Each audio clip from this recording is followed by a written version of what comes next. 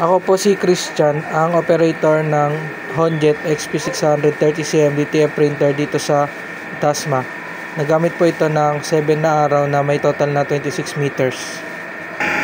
Ito po ang printer red. Ang huling palit po nito ay noong November. Ito naman po ang cupping na may 90% good condition pa po.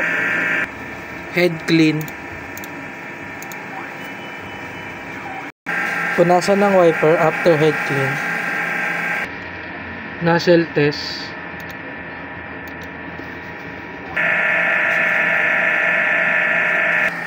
Ink system ay nasa tama lang ang level.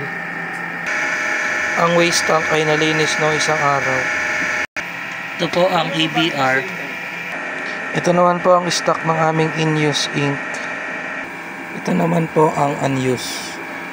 Ito po ang DTF powder. At ito naman po ang film. Ito po ang nagamit namin hot melt powder white at DTF film. Ito naman po ang aming daily checklist.